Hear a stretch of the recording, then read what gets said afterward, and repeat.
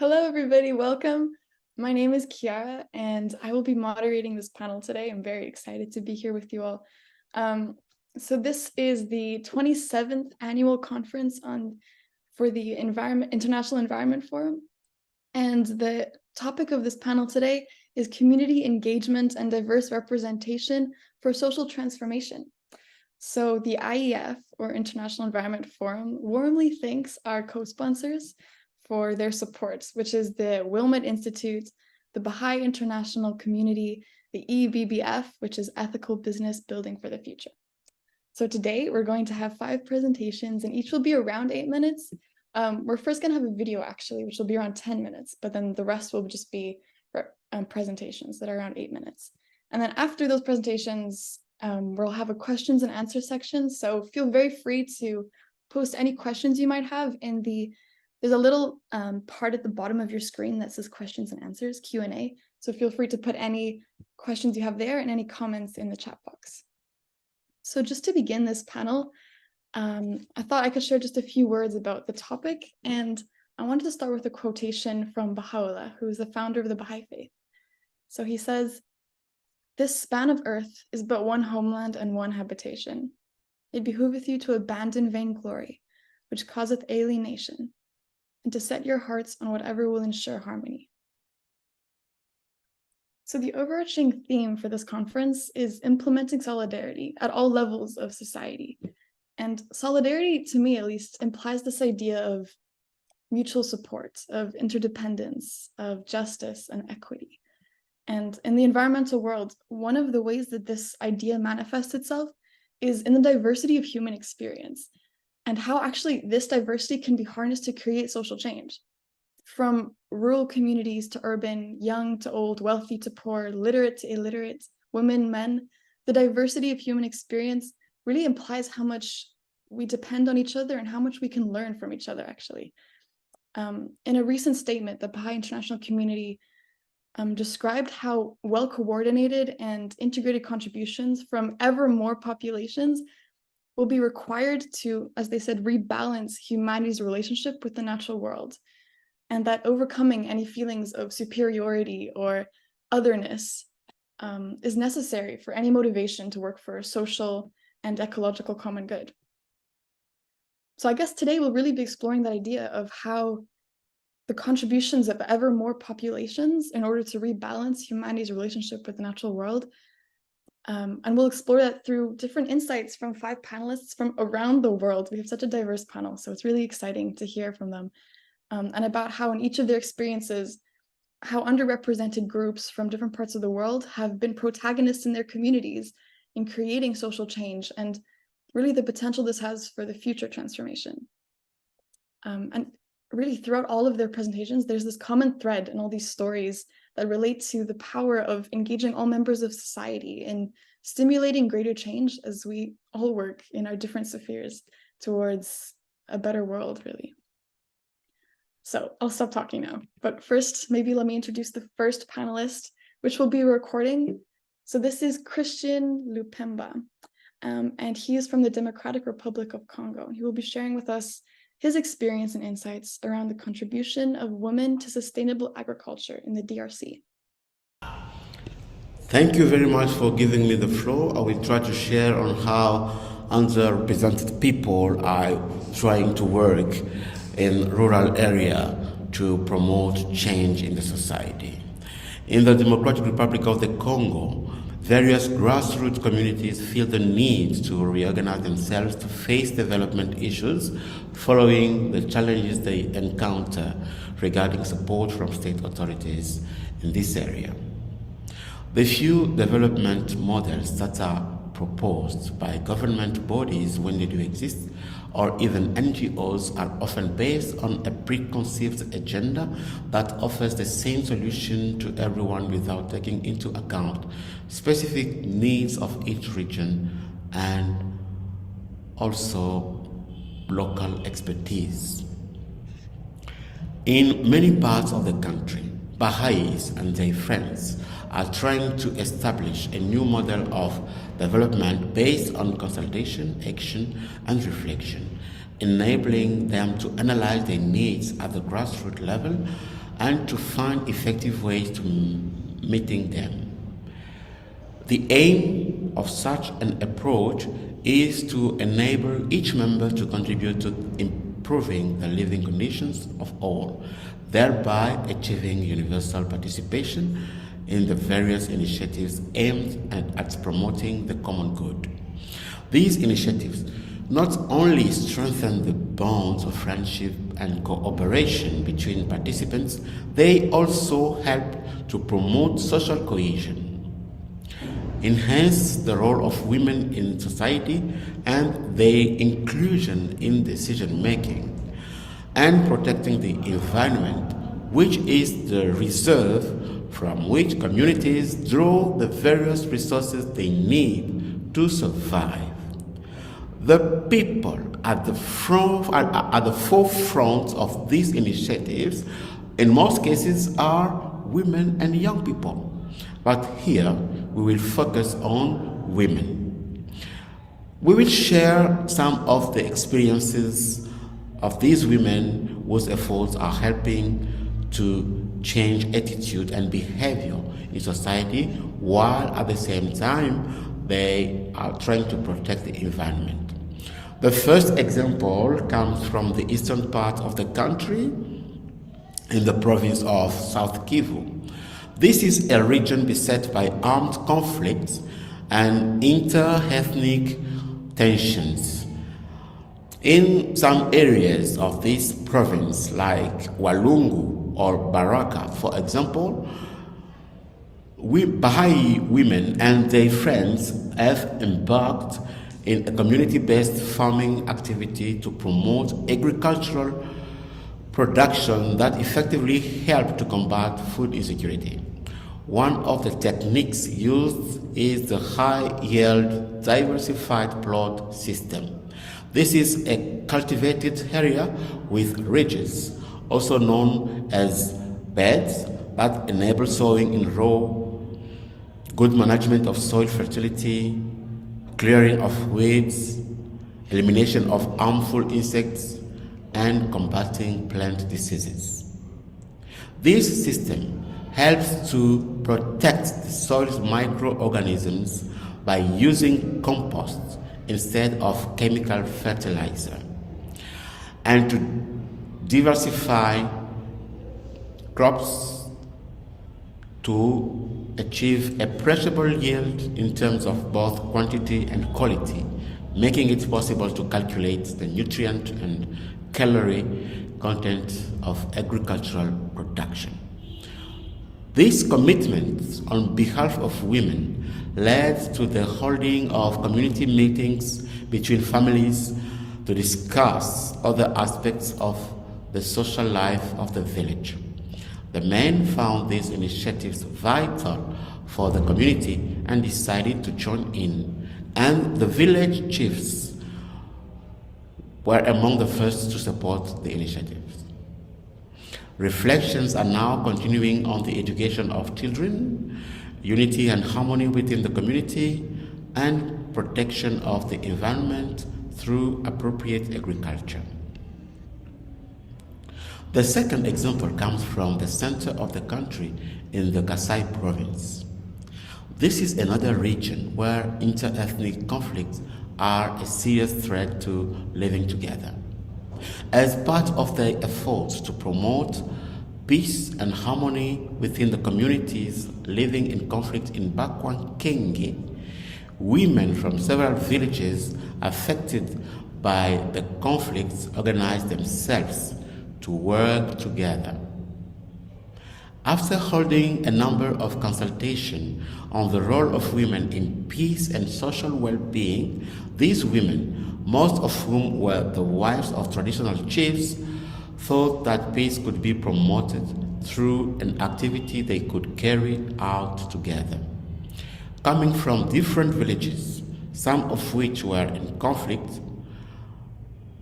working together would help them to strengthen their bonds of friendship. So they decided to get involved in farming activities. which, as well as strengthening unity, would help to combat the food crisis afflicting the communities as a result of the conflict, which had affected people in every fundamental aspect of social life. Group farming projects have been undertaken in around 10 villages. Some groups have focused on growing maize, also called corn, to boost food security in the conflict-affected area. Other groups have grown groundnuts and onions, which are cash crops, to further strengthen family self-sufficiency. This group of women, or this initiative of women, became known in all the area and had a strong influence. Their activities have further strengthened the presence of women in decision-making spheres. They have also contributed to the establishment of peace in this region by bringing the warring parties to the consultation table. To a certain extent, these activities also help to protect the environment given the amount of environmental damage that is caused by these kinds of conflicts.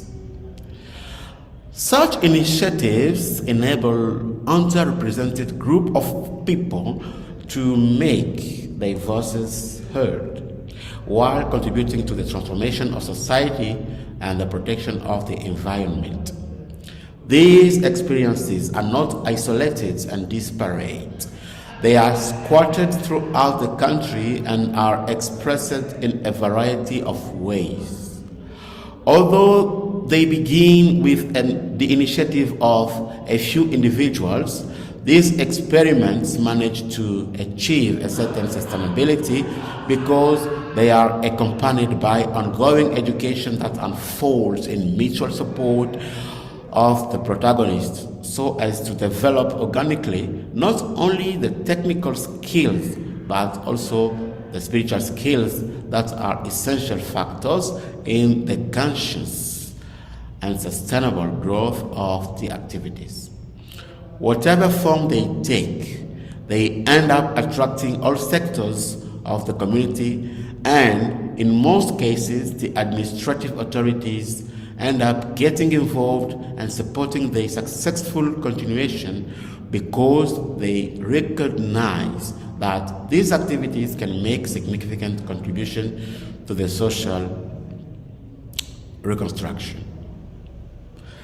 This initiative that starts with a handful of individuals, and end up integrating a good proportion of the community to help redefine people's future. They are gradually becoming a common feature of our reading of the evolution of these different communities across the country. These social actions require that all the protagonists of change, individuals, communities, and institutions, give them the attention they deserve so that all the transformative potential they seem to have and the hope they carry can be realized in harmonious development for the whole country. These are not agricultural activities that are carried out just for the sake of food. They are, in fact, appropriate channels through which to experience the unity of humanity, an experience that goes beyond words and is expressed in deeds. Thank you very much.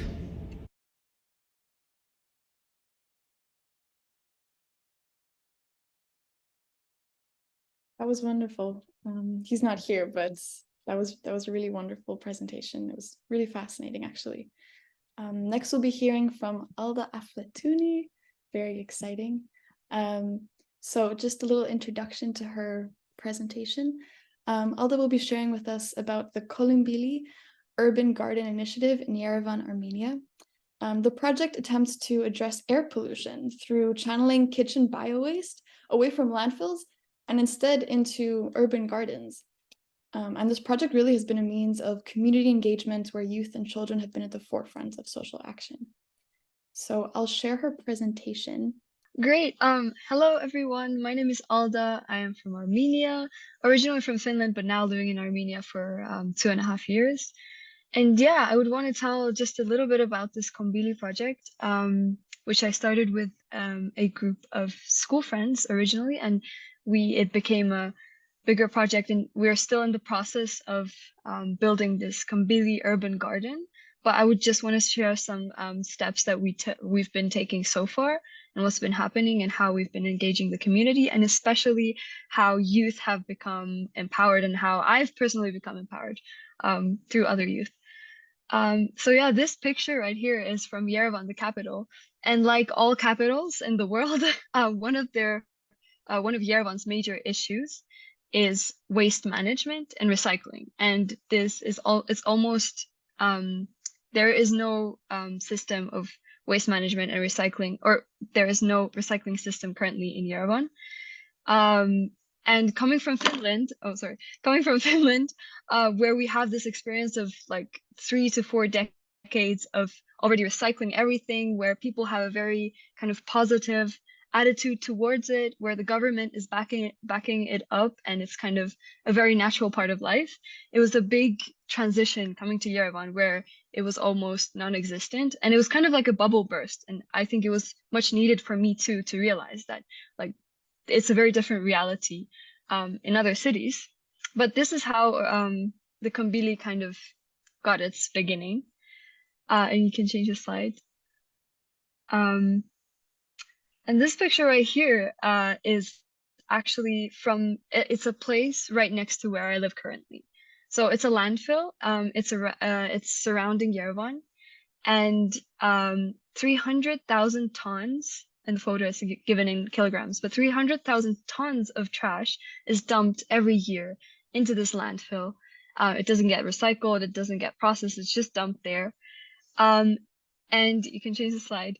What this actually has an impact on is the local community and the people in Yerevan. And the biggest issue connected to this is air pollution. And that's something I wanted to start addressing when I moved to this neighborhood the first time.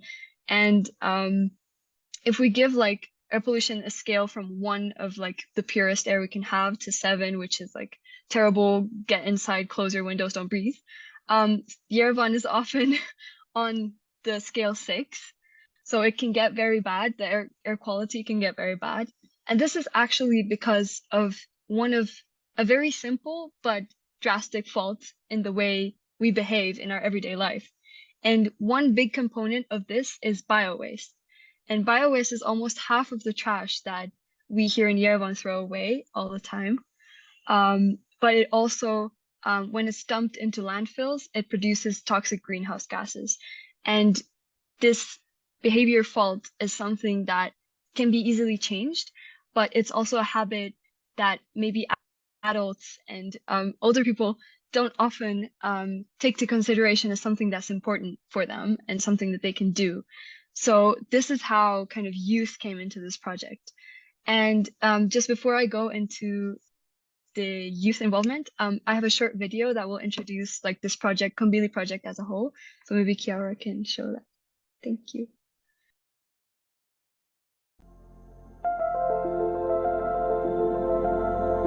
Me and you, we do this every day, taking our trash out. That's where we think the journey ends. So what do we have here? Roughly half of this comes from the kitchen. Harmless? It's just a trash bag. This is what one trash bag does.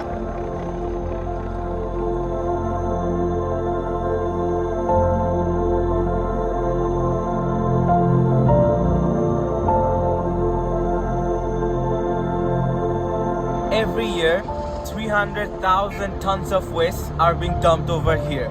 Globally, the number is 2.4 billion tons of waste every year. So what does it mean to our Mother Earth? If we collect all the waste and dump it into truck, chain of the trucks would encircle the whole world 24 times.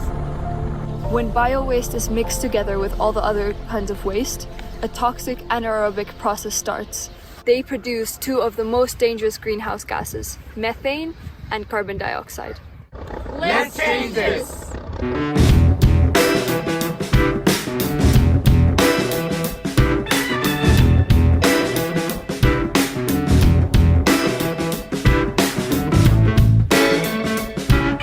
Our solution can be found here, in this in-betweens of the urban environment. We have invented a model of a tiny urban garden, which will turn the bio-waste of this neighborhood into fertile soil. And guess what? It's led by children. They are the pioneers, and they're the ones who will start this chain reaction for future generations. Children are also very curious naturally. They have the time and they have the enthusiasm to actually take care of their environment. Together with teachers, we will host fun and practical workshops where the children will be equipped with the skills of taking care of the garden. We all have our personal connection to this problem. I come from one of the most polluted countries in the world, Bangladesh. Every year, more than 100,000 people loses their battle of life against air pollution. When I was in Thailand, my school would give daily updates on PM particles. And some days, the officials would even close the schools because of the air pollution. Air pollution will most likely be the leading cause of death globally by 2050. We can't let this happen. Every school, every neighborhood, and every city can have their own urban garden. Join the movement!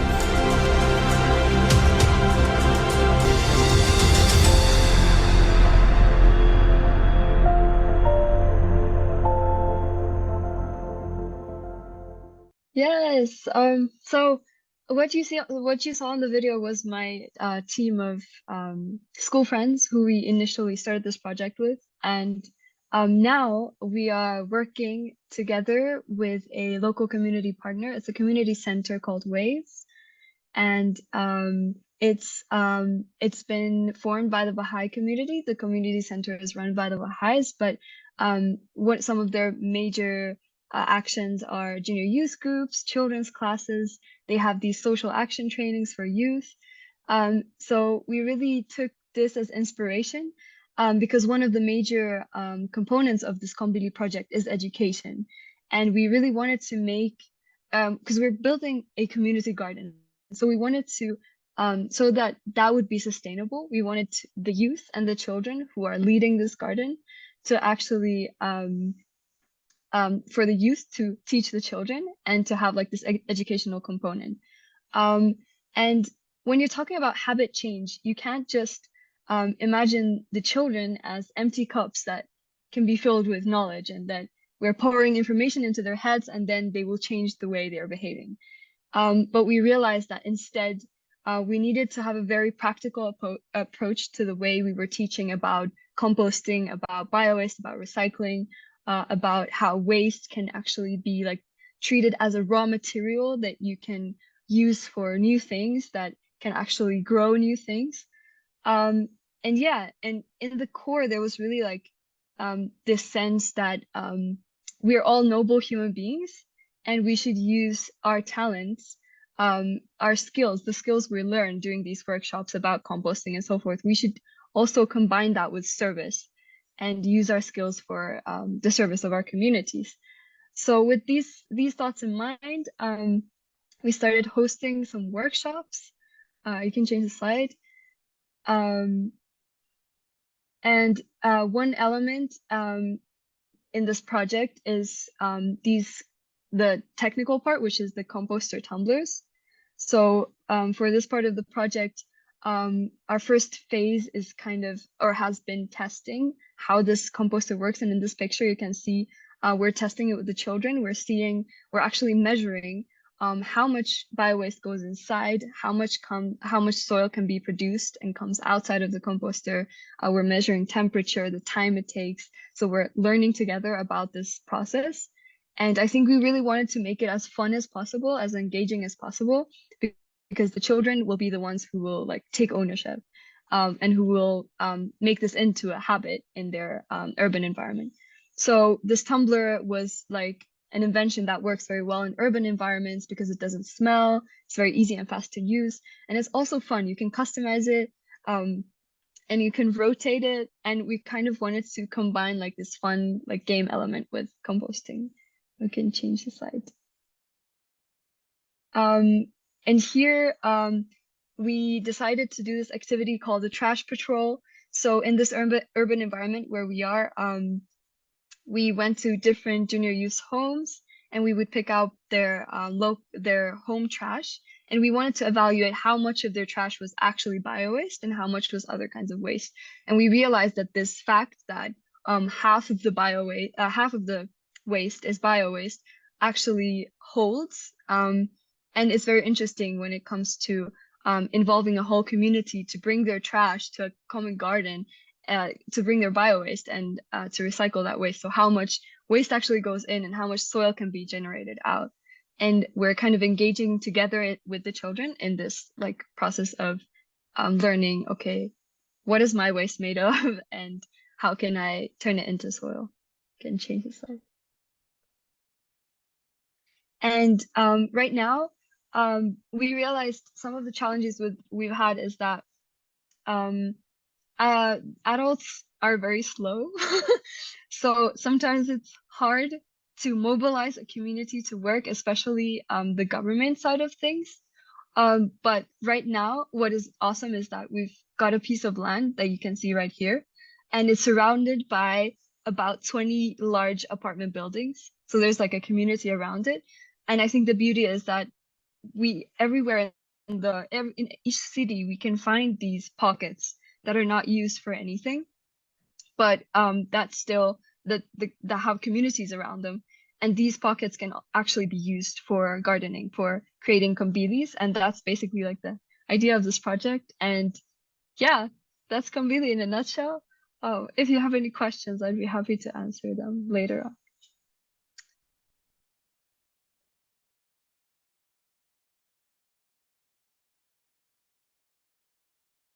Thank you so much, Alda. That was really interesting. Okay, next we will hear from, one second, I'm just checking. I think next it is Dr. Austin Bowden Kirby, and he will be sharing with us a bit of his work over the last few decades in the Pacific and Caribbean with establishing coral nurseries and restoration sites, and especially the engagement and role of the youth and Indigenous communities in this role. He will share about further plans to put these groups at the forefront of restoration work. So very exciting work. Please take it away. Good morning. Bula Vinaka from Fiji, where the sun is not yet risen.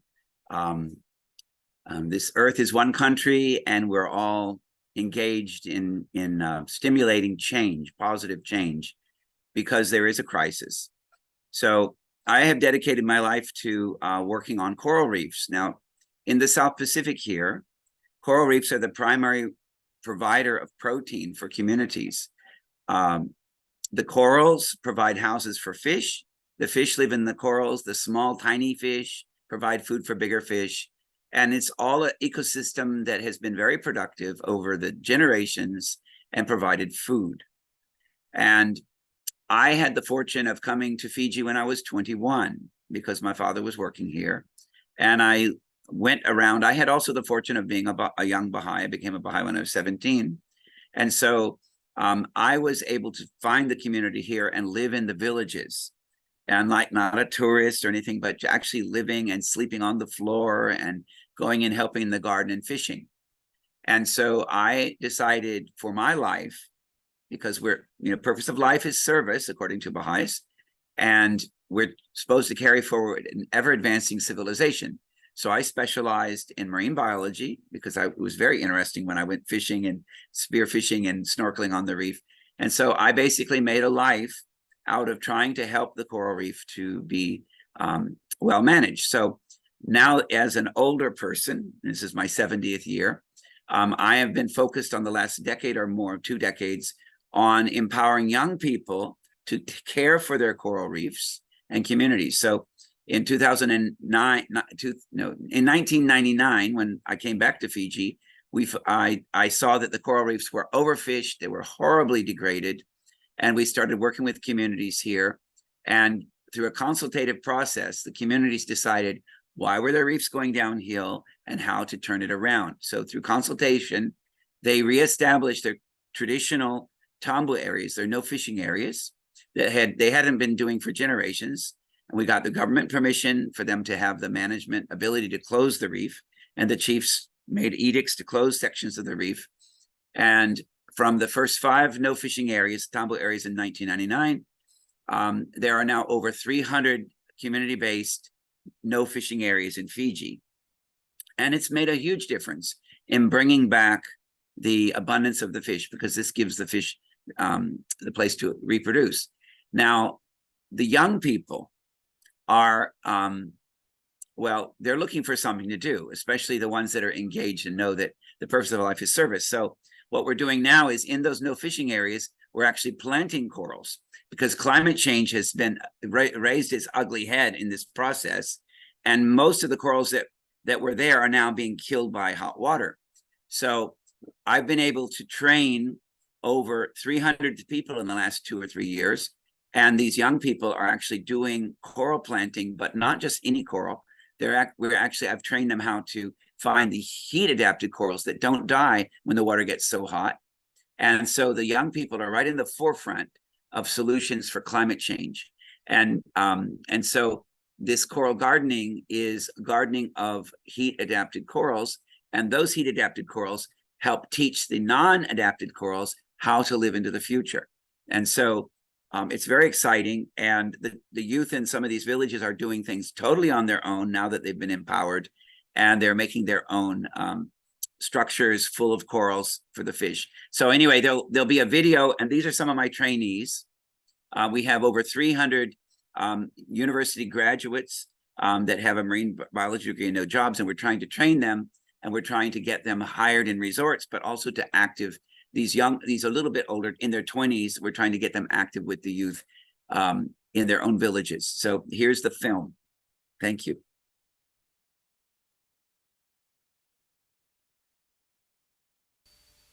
We're not apart from nature, we're all a part of nature.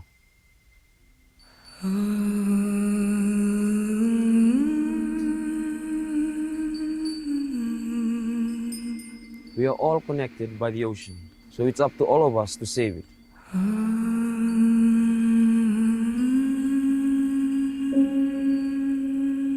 Climate change is accelerating. The Earth is getting hotter. The first really highly diverse system that's crumbling are the coral reefs.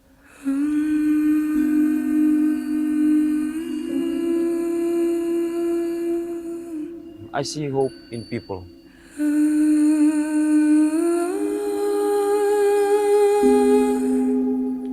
We need to work with Mother Nature to help save our coral reefs.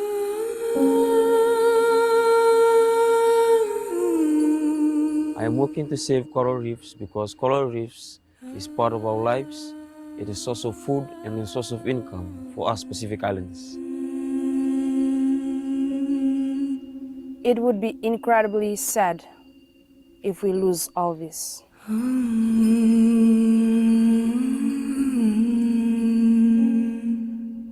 This is the first time in human history where Mother Earth needs us. She needs us to behave, and she needs us to come to her aid. We have to rise up and help our mother.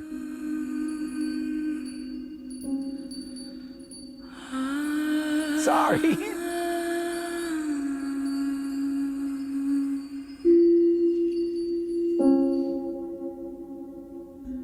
There is a solution, and I see that every day. We need to act now. We do this by moving supercorals from hot pockets to cooler waters.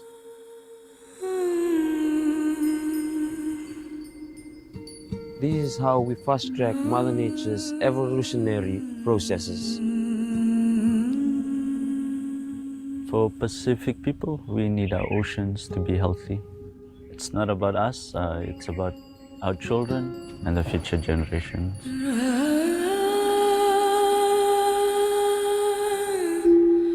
Coral reefs are the front line of saving our planet.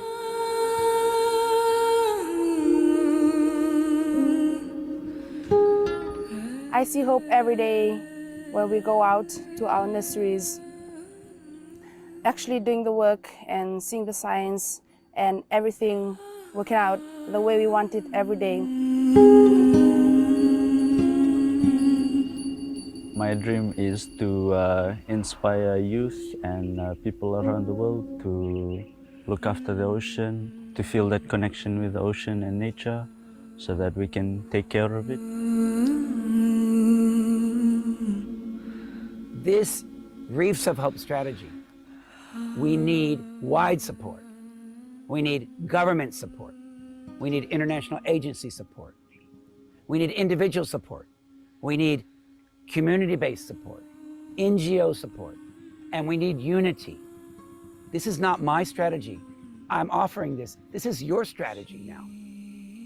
What can you do? What can we do together to carry this forward to save these reefs? We cannot wait any longer.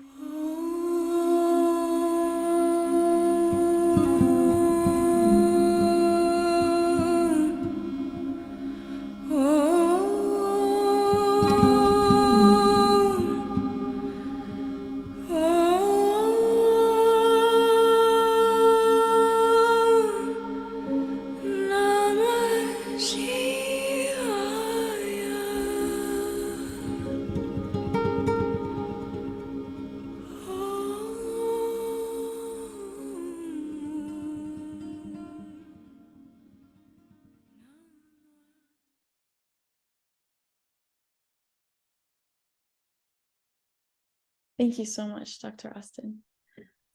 Next, we will hear from Emmanuel Were, who will be sharing with us about the transforming power of education in Uganda, through a story actually about a woman who, after participating in a Baha'i-inspired program known as Preparation for Social Action, or PSA for short, had become an example of how the program is empowering women and becoming active agents of change in their communities. So Emmanuel, please take it away.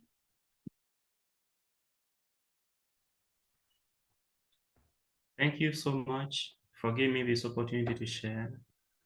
My name is Emmanuel Were, a program coordinator working with one of the Baha'i-inspired organizations in Uganda called Chimanyangeyo Foundation.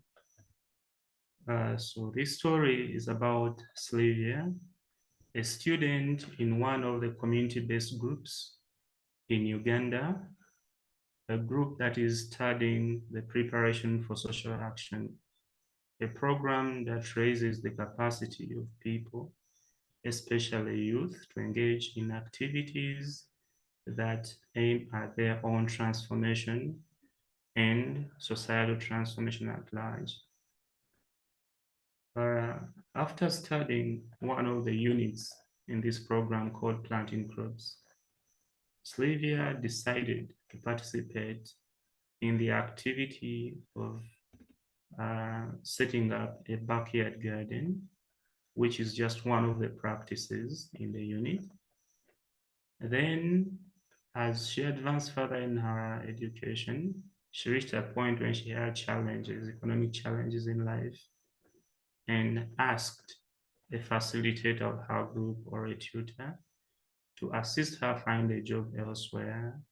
So the tutor asked, from what you have studied since the beginning of this program, are you not able to see or figure out how we can translate whatever we learned into action so we can address the challenge of finding a job? So what she decided to do was to think about this idea of urban gardening again by doing a backyard garden, this time not as a practice in the material, but as a means of translating what she learned into solutions to her own challenges and the challenge of her neighbors.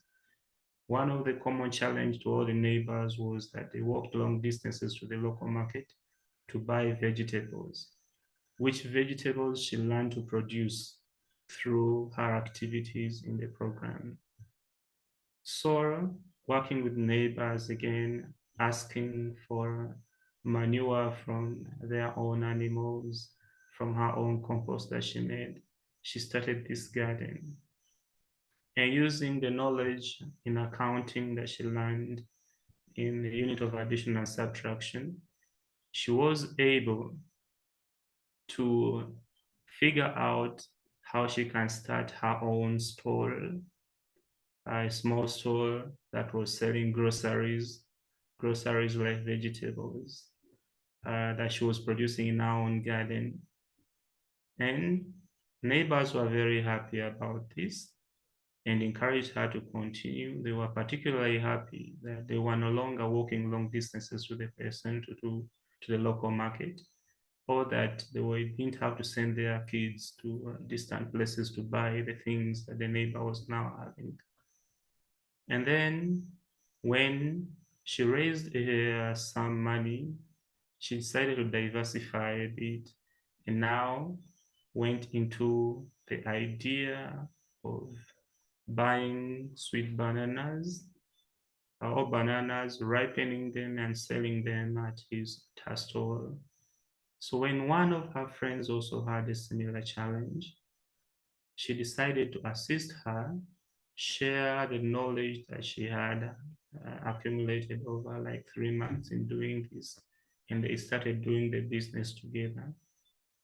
And interestingly, working together with her husband, they were now all very happy about this new development, that they were now able to save some money that they used earlier to go and buy vegetables. And now the husband was happy to contribute this money to the development of this same project that they all had together and with the friends. So the PSA program itself has very many kinds of stories that are similar, and you can have very many expectations. But about this specific example, I think that is what I can share. We see how the program actually raises capacity of friends to read their own reality, understand the challenges they're facing, and work together with their neighbors, community members to address the said challenges.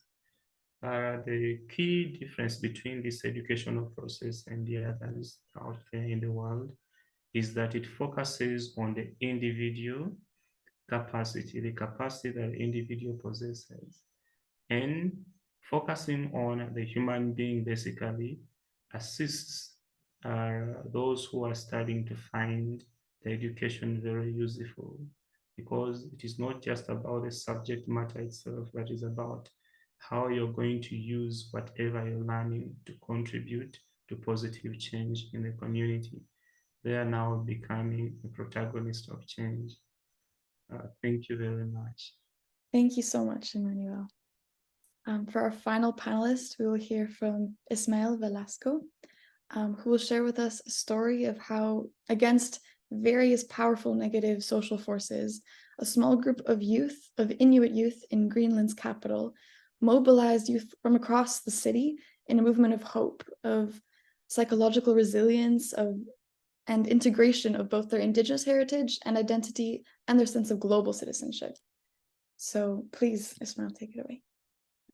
Thank you so much. It is such a privilege and a joy to be here. The background you see is the Aurora Borealis in Greenland, and it is such an extraordinarily beautiful place. I'm going to share my screen and begin by just telling you a little bit about Greenland and hopefully keeping track of time. That's the Greenlandic flag. This is winter time. In spring, it can be actually quite warm. And this is what the houses look like in the capital in Nuuk. Greenland is one of the largest countries in the world. It's a continent, but it only has 57,000 people in the entire sort of land. So populations are very, very small and widely scattered. The middle of it is ice. And It is 80% Greenlander Inuit, although there's obviously been a lot of sort of intermixing over the years, and it is a colonial territory of Denmark and semi-autonomous, and this is something that we will explore a bit more. I came here with an organization that I founded, inspired by the Baha'i vision of the unity of humanity and the power of vision and unity to achieve transformation, called the Adora Foundation. And I came to Greenland to explore the power of the arts and dialogue and community-based processes to for suicide prevention, because Greenland has one of the very, very highest, by some measures, the highest rates of suicide in the world, even though it also has some incredible strengths and contributions. And it is a beautiful place where the Inuit population is not in a minority or in a concentrated area. It is the population. And it is, all ages are there, all seasons happen. They all live, of course, with global warming and accelerating change through globalization, which is changing the patterns of life for them, for their lifestyle, for their flora, for their fauna. Sort of polar bears are venturing further into town than had ever before been the case. People are being able to grow greens that they couldn't green. People are being unable to fish as they used to fish. And you can see globalization is reaching the youth. This is graffiti on a big, tall housing estate residential tower that the Danish government implemented. And you can see here Man United and Chelsea FC football rivalries, whilst Malik from 1996 was in a relationship, but no longer is. So youth are youth everywhere. And you see this being Greenlandic and global and human all at once. Now, the speed of change is incredible. If I were to ask you to guess when this picture was taken, you might think it was perhaps in the 19th century or the beginning of the 1900s. But actually, one of the people in this picture is the mother of one of the friends and grandmother of another of the friends that I met in Greenland. So Greenland has gone through a transition from a completely traditional indigenous fishing, hunting, tribal sort of culture to forced modernization, forced uprooting from these villages, some of which were left completely emptied, into tower blocks and Danish-style housing and patterns of governance as a forced way of helping them progress. And at the time when this picture was taken, suicide rates were nearly unknown. It happened, but they were very, very, very low. So it wasn't the weather, it wasn't the winter, it was change. And the youth today live with their sort of great-grandparents lived like that photograph. Their grandparents have memories of growing up in that photograph. And their parents were the first generation that were born after the uprooting. And that's where the suicide rates shot up. There was a friend who had a high school photograph, the parents of these kids. And from that classroom photograph in high school, 2 people remained alive. Everyone else had taken their lives. So this is huge. And they live with their tradition. This is the ancient art of drumming, which is being revived, not least by this young man And the kayak, which was, it's an Inuit word, is still a living tradition. But of course, they're also in the middle of globalization, computing technology, through their participation in Danish society. They're part of Europe, and they are super cosmopolitan. This is Paningwak, a fantastic girl who created a suicide prevention, a peer-to-peer messaging to provide hope. This is a kind of messaging that people left to one another. So when I went there, I brought a play that was a mime around the story from a Baha'i text of the Seven Valleys of someone who is pursued by a hostile watchman, faces an unclimbable wall, and then loses hope, jumps over to the other side, and finds his beloved looking for a ring. And this became a metaphor for pain, for the wall of hopelessness, and for the fact that there is always hope. This led to discussions that happened in the streets and eventually led to the Baha'i Center, where the youth gathered together. This was one of the youth who became one of the initiators of this movement. And he said, completely spontaneously, he said, I wanted to change the world and I tried with all my heart and failed. So I tried to change Greenland and I tried with all my heart and I failed. So I tried to change my city, Nuuk, and I tried with all my heart and I failed. And then I tried to change myself. And I suddenly saw that my family started changing and my friends started changing and my community started changing. So through these peer conversations, meaningful conversations that we had about the nature of the struggles and the nature of the hopes and possibilities that they had, the kind of discussions that Lars mentioned earlier, we began to explore collaborations through the arts and through collaborations with institutions. We performed in the sole shopping center in the country.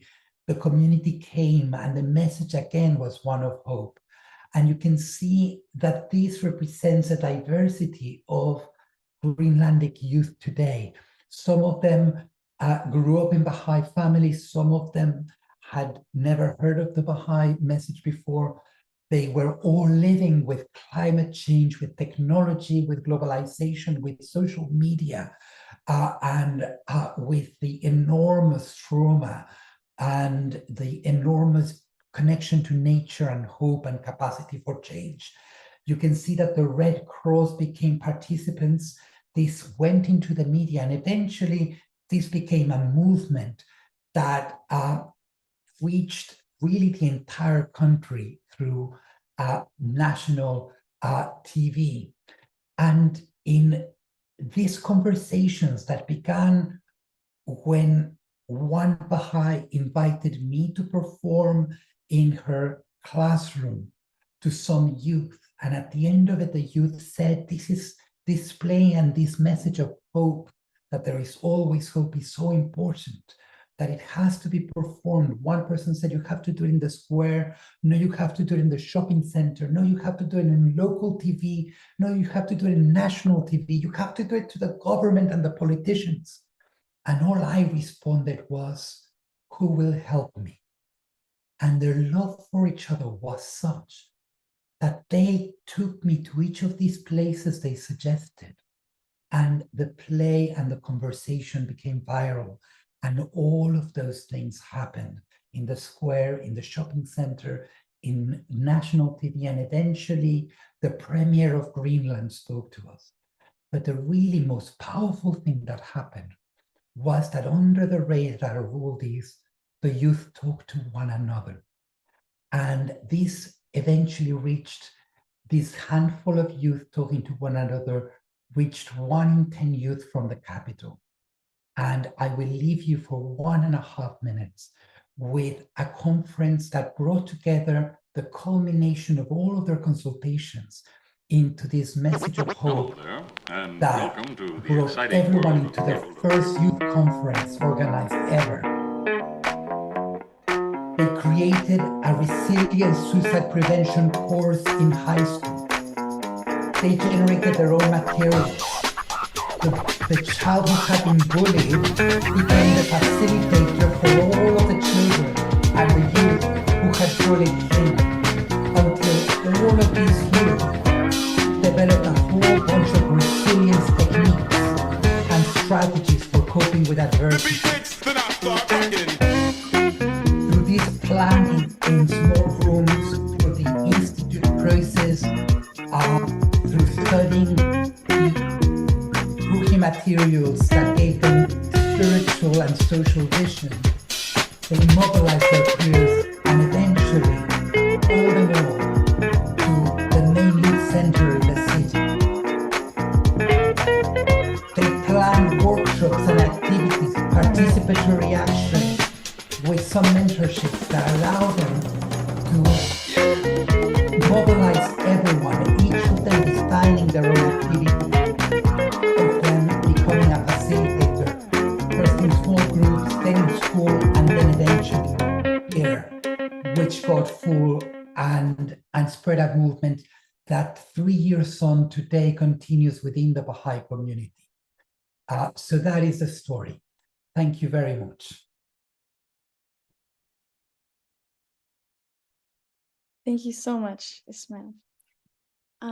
So with that, that concludes the panelist speaking portion of this panel.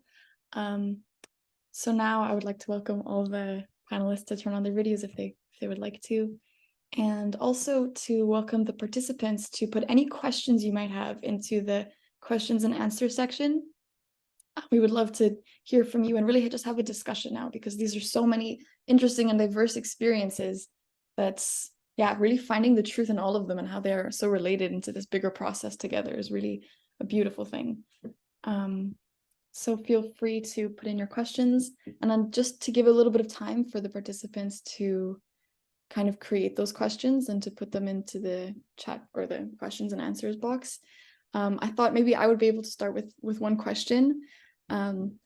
Just a little bit, I'm curious a little bit about how the spiritual dimensions of all of this work have had a role to play, because it's really so incredible to hear about how communities are progressing in so many ways, with agriculture, with mental health, with urban gardens, and different with coral restoration. So how has maybe the spiritual dimension in terms of the consciousness of justice or the consciousness of equality or collaboration or other kind of ideas, how has that brought meaning and motivation to the work itself, or, you know, brought a deeper process of transformation in the communities rather than simply one of materially advancing? So I don't know if any of the panelists have any thoughts on that specifically. Someone asked me to repeat my closing comments, and they actually link very well to your question. So I might just do that and then sort of answer that and bring it together. My closing comments were that this happened, I think, 5 or 6 years ago, and that process continues today in different forms. And it is linked to your question in 2 ways about the role of spiritual principles. One is that most suicide prevention is aimed at reducing suicide, diminishing all of the factors.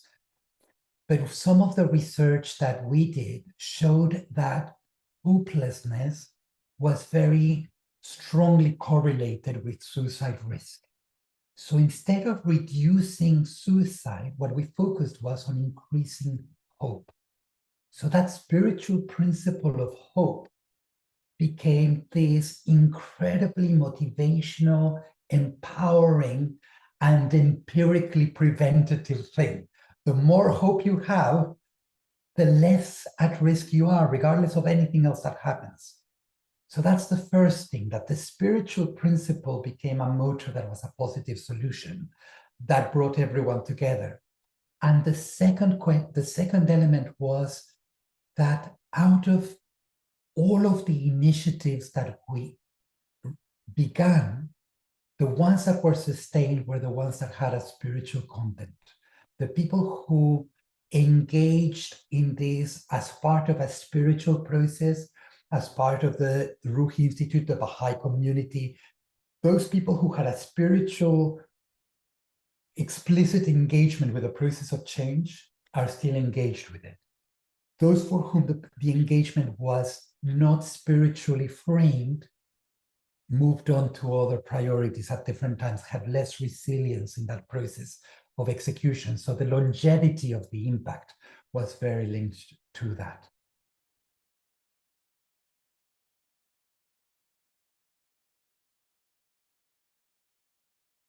Thank you so much. That's really interesting, the idea of resilience in that connection.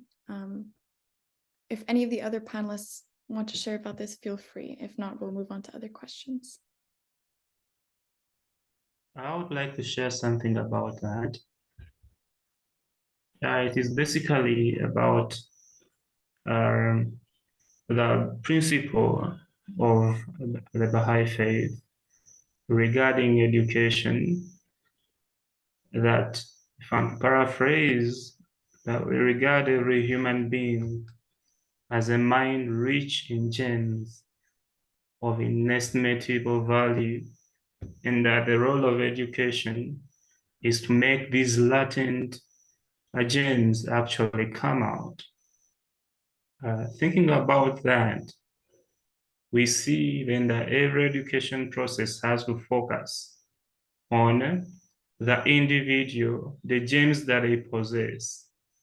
And I remember the conversation we had earlier when Dr. Austin said that the world carelessly categorizes people and says these ones are dull, these are smart, these ones are stupid. And that is unjust. It is inappropriate for an unworthy creature like a human being with all its inconsistencies to start judging other creatures of God, considering them unfit or less of human beings than the others. It is one of the greatest challenges or mistakes that educators all over the world make when they carelessly categorize human beings as that. So looking at the role that spirituality plays in designing the content of all education endeavors, then you see that touches on the very foundations of who we are as human beings, and that the educational materials of the preparation for social action program, being Baha'i inspired, again built on the very spiritual foundations, and that naturally comes into the very activities that the participants engage in. They think of the challenges that are in the community and try to understand them from a holistic perspective of looking at people as having the means to address their own challenges and that they are noble in their own creation. And then the endeavors they come up with look for those elements that make them unique as in the creatures of God, rather than becoming selfish and so on. I think that is what I can say about that. Thank you so much for that. If there's any other thoughts on that, please feel free to jump in. But if not, we can go to, there's a few questions actually that have been posted. But first there was a comment from one of the attendees, which I think is really, really powerful.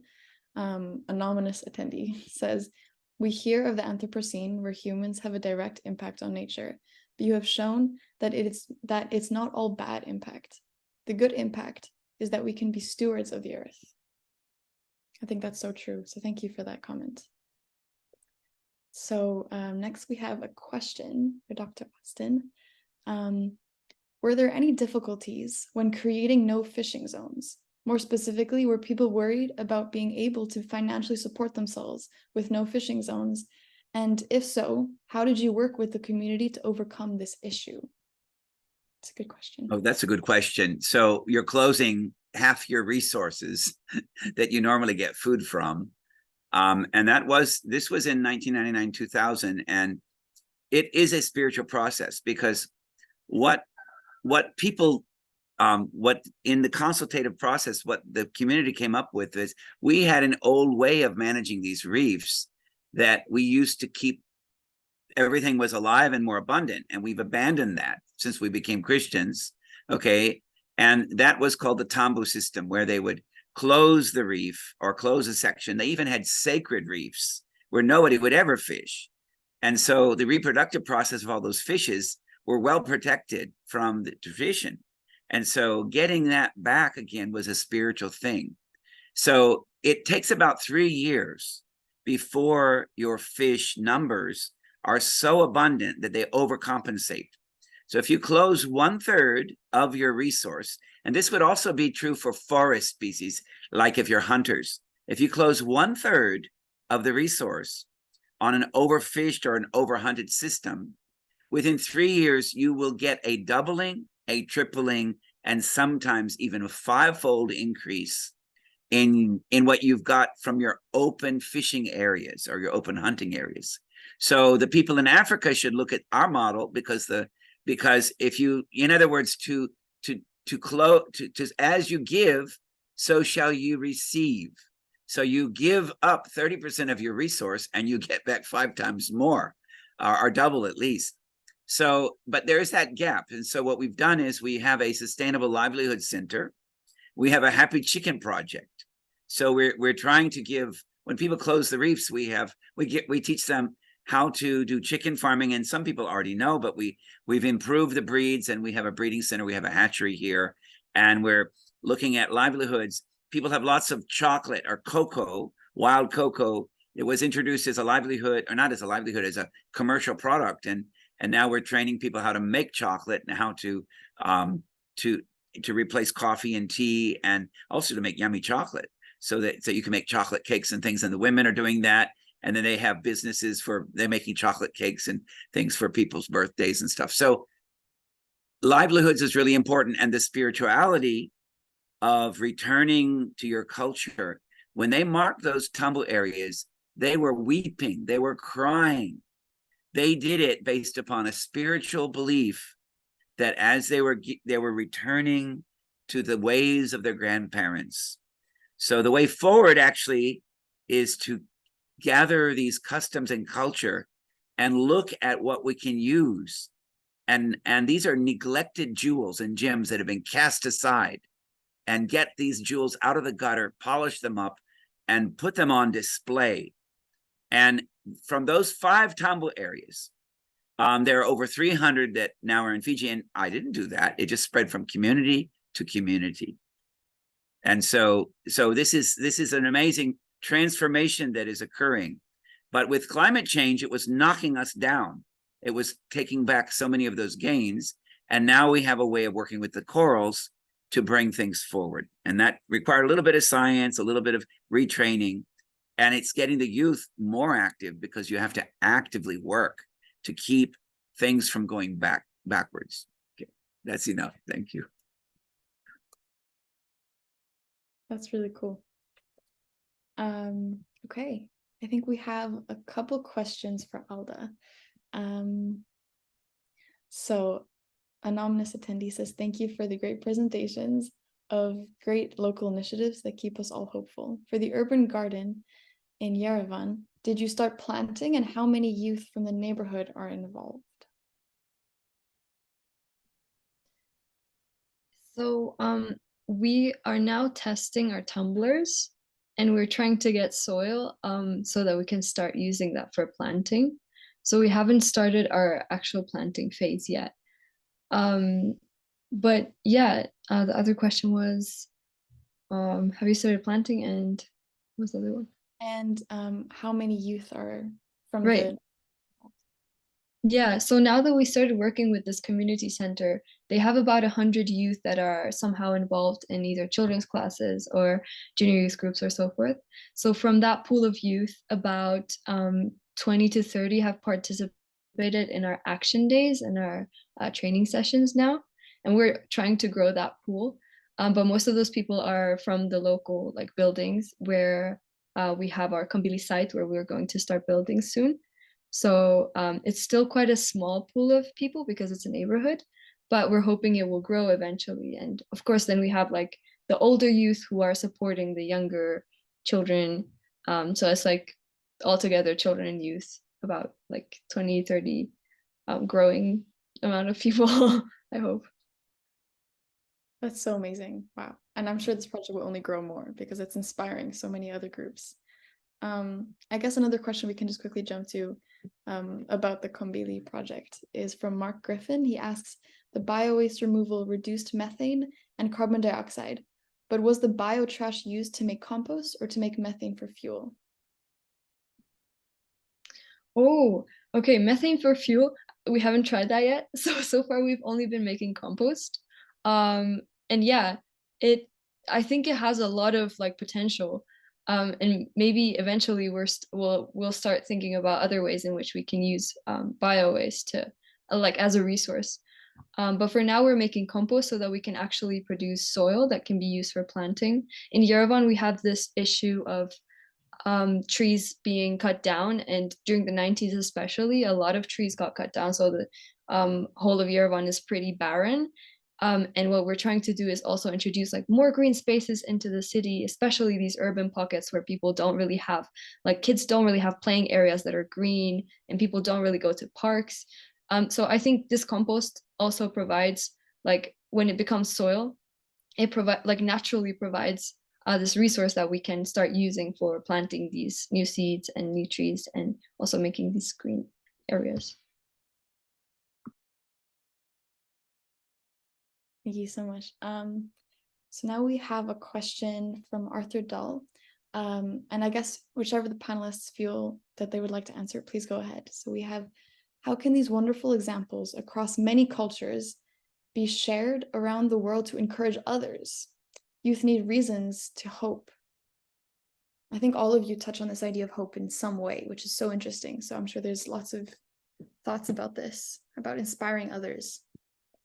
That's a question, because I can share. We're redoing our website for our thing, and how do we share on a higher level? So what we thought was, because we have an NGO, Corals for Conservation, we thought we're going to take the project and make this into a program that's beyond us. So how do we get the other, we've got the other NGOs and the other things.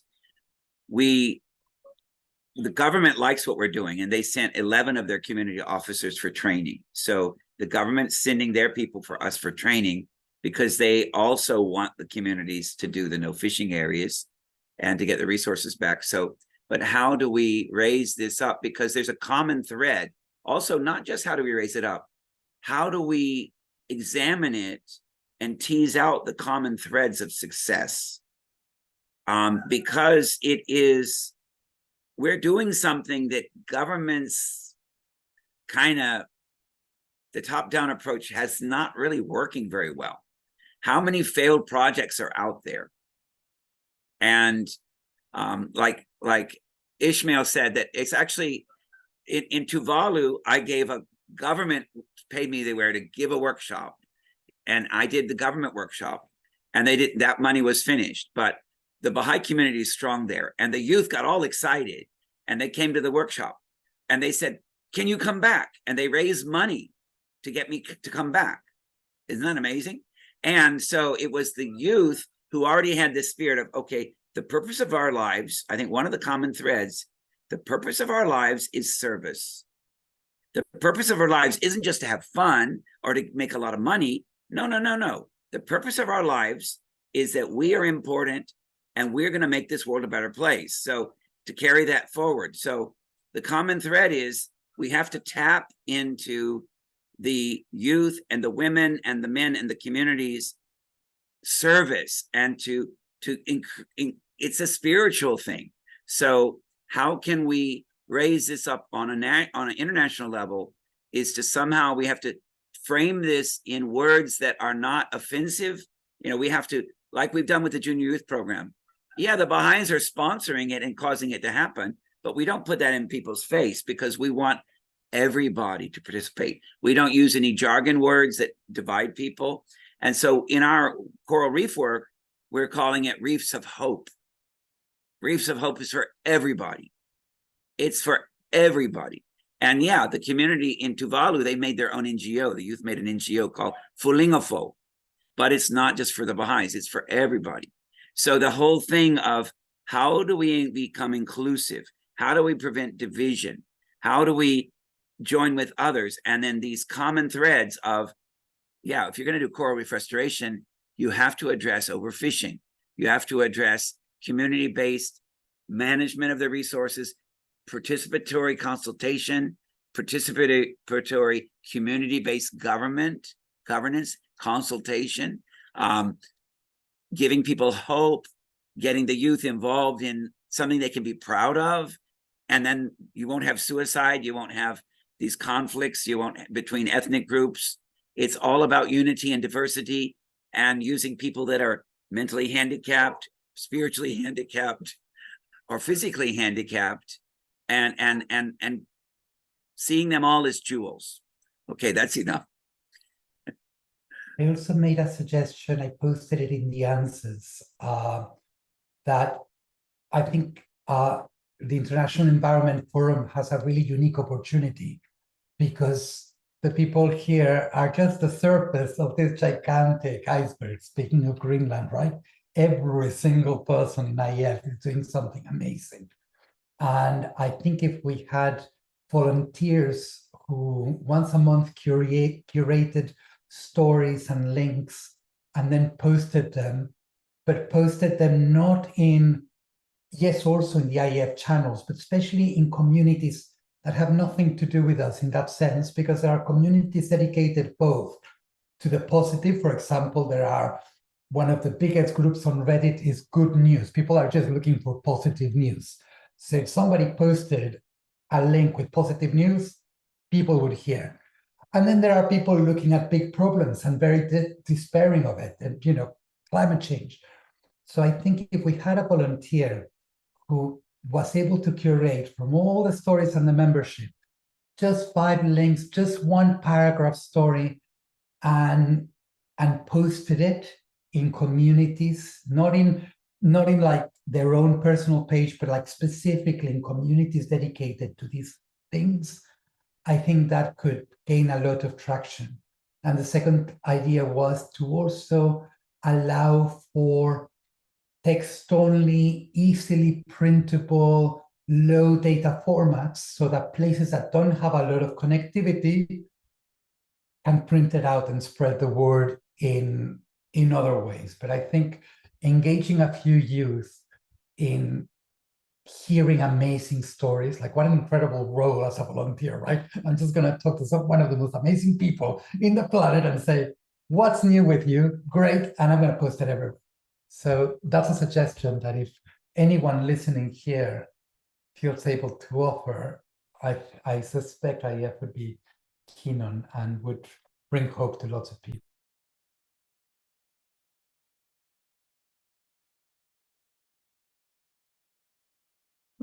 Maybe we could create projects of hope, something like that. I mean, and Ishmael, with your internet experience and all that stuff, and with young people, maybe we could have some kernels, like you say. I like that idea. How can we do this? But this is like kernels of hope, or whatever it's called, something that we can. And we not just look for within our Baha'i communities, we look for kernels of hope in any community setting. And the processes are participatory, inclusive, all these things. So we have some standards, and we say this is what all these projects of hope have. And if you want to change the world, this is the formula for success.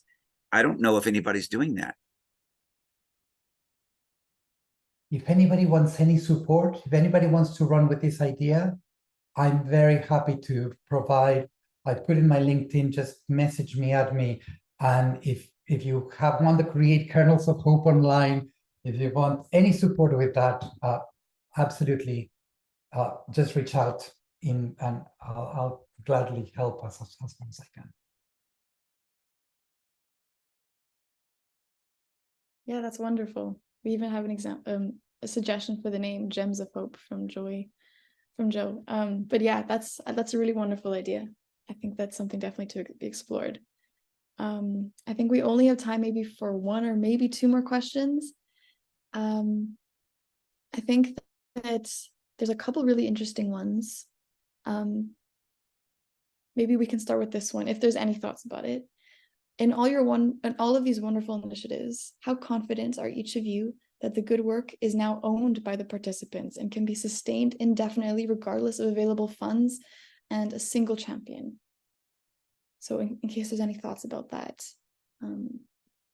feel free to jump in. I can say that the confidence level for our case can be at maybe 6 out of 10. 6 out of 10, because as a Baha'i-inspired organization, doing this preparation for social action program in the country, we raise protagonists of social and economic transformation, promoters of community well-being. So in a sense, all those who go through our programs are able to carry out their activities in a sense that they're able to contribute both their own and societal transformation. So by the nature of the program itself, that is how it is designed. But usually the challenge now comes in the practical aspects. How exactly does it happen in real practice? So there are cases when through the way we structure the activities themselves, the way we act, the way we study the program with others, that possibility is not actually there, because we're all humans having our own challenges and our capacity to us to grow over time. But we hope the journey we've moved until now, we're able to raise promoters who, if we have a ranking of 6, maybe 1 to 10, we could put them at the level of 6 out of 10. I guess I'm also curious with Dr. Austin, because you've been working with these populations for decades. How, in just relation to this question, how have you seen kind of like the ownership increase in the communities in terms of like taking ownership for the projects? I think you've touched on this a little bit, but in terms of, yeah, taking that forward and being protagonists in their communities, how has that developed? Well, when I first started this work with corals, I was in the Caribbean. I mean, I was in Micronesia and I was planting corals, and I saw dynamite fishing. People were desperate to make money. So when things got commercialized, people went to these cheap nets from China that with small holes that kill everything, and the dynamiting and using poisons for catching fish. And those things came out in the workshops, the community workshops. We went through what's called, I mean, it's really a Baha'i process. It's called participatory resource assessment, where you get the communities together, you get the old people together, you get the young people, the women get separated from the men so that the women's voice gets heard, because the women are primary fishermen in shallow waters. And so we get people to do this resource mapping and all these kinds of stuff. I was learning this from the generality of what's successful in projects. And but when people come up with these things on their own, they have ownership. So that is critical, is that you can't impose things on people. And it takes longer. I mean, I know the solutions. I can go in and tell people, oh, this is your problem, this is your solution. But that's not going to do anything. I have to go and say, oh, how are you doing? Oh, how do you make where do you get your food from? And you go and stay with the community, and you might get bed bugs bite you or something, but never mind. Okay, you sacrifice. The mosquitoes might bite you. I've had typhoid, I've had hepatitis A, I've had malaria twice, I had dengue fever, severe dengue fever, I had leptospirosis twice. I had all kinds of sicknesses that could kill me. But through all those illnesses, it showed my commitment to the community, And I didn't die, thank God. I married a nurse. So, but okay, back to the question. When you see that you've done training, you did a little workshop, you made 4 A-frames with a community in their no fishing area. And when they made the no fishing area without you being there, right? And the fish are coming back, you show them how to make this, and then there's COVID, you don't go back. And then they call you up on the phone and say, Tayahe, they call me Tayahe. Tayahe, come, you have to see. I said, what am I seeing? The fish. And I said, okay, I'll come. So I go there and we go in the water and we look under these frames full of corals, these super corals that are adapted. And the fish are so crowded and they're all excited. And they say, we want 100 of these. We want 100 of these. And I say, I don't have any money. We don't have any money. What can we do? So I go away, I come back a few months later and they've made 7 more of these A-frames on their own. Okay, now that means that's ownership, right? And then we bring in other communities there, and we instead of me teaching, it's those youth that are teaching the other youth, and everybody's eyes are this big and say, "Whoa, we're gonna do this." And I said, "Well, where's your money gonna come from? We'll do fundraising, or whatever." So the ownership is key, and it takes a bit longer. And us, especially people from our culture, we like to go and say, you go to a new country. Oh, why don't they do this? And they should do that. Have you heard this before? So we have to stop doing that. We have to say, what are the realities here? Maybe it's easy in your country to do something and it's hard in another country to do something else. And that same thing doesn't apply. So you have to go through traditional channels. You have to get the chiefs to agree, the elders to agree, the government provincial office to agree. You got all the stakeholders. Oh yeah, we're going to agree to have a meeting to look at it. Okay, we don't even tell them what's going on. And then once they say, yeah, there's all these complaints coming in. Where are the fish? What about this? Or there's erosion on this hillside, and there's fires burning up our trees that we tried to plant here. Or their horses are eating all our baby coconut trees because people aren't tying their horses. All these problems come in, and then they get consulted about. And then solutions get made and they get applied. So it's the governance that is the key transformative thing. It's participatory governance. And it's a way of involving the community members that would undermine it if they're not, like the youth. If they're not involved, they're going to undermine it. They're going to steal or take the fruits or whatever you're doing. If the women are not involved, they're key producers, they're key users of the resource. We need their support. So the process has universal elements. Alda, what she does is participatory. It involves consultation. It involves experimentation. That didn't work. Okay, we'll try this now. And so you're in that process of discovering together how to operate in that situation. And Emmanuel, these women are making this success, which is in spreading to other people. So success builds on success. And the common elements are that once you get a model going with that consultation, if it goes off, that same consultative process also needs to go along with the model. Okay. And in Tuvalu, they made an NGO and the whole thing is participatory. And so I'll be going tomorrow, I'm going to Kiribati, and I'm meeting actually with the junior youth coordinators who came to Fiji for our training, and they really want the junior youth to get involved. And because Kiribati has a mass coral die-off, and we need to know after 7 or 8 years, no one has gone to check and see what is the condition. So I'm going to be training the junior youth on how to recognize the different corals. And we want to know, where are these corals still existing? Because you had a mass coral extinction event. And it's a lot of species. So you might have one table coral, looks like this, beautiful. You might have one. And then how can it make babies? So if the other side of the atoll or the next atoll has 1 or 2 of those, we might be able to sample and get the spawning to start back again. And if there still is one, that means it was strong. It was a super coral. So we can help Mother Nature, and we need the youth because those are the eyes and ears. And if they don't go fishing a lot, they can talk to their uncle or their father. They can do interviews. So we're trying to empower the young people to actually make a difference, to find out what's the present status, so then we can develop a program that they can be the core of. So This is so exciting because it's basically doing something the government could never do, because we are part of the community. We are actually in the same reality as the community. Definitely. Okay. That Sorry. change in perspective is so key. Thank you so much, Dr. Austin. I think that's all our time for today, friends. Thank you so much for joining from everywhere. Really, it was such a joy to hear from our panelists. Thank you so much for sharing and being part of this whole process. And thank you for the audience for coming and your beautiful questions. And sorry we didn't get to all of them, but I think there was so much shared. It was really wonderful.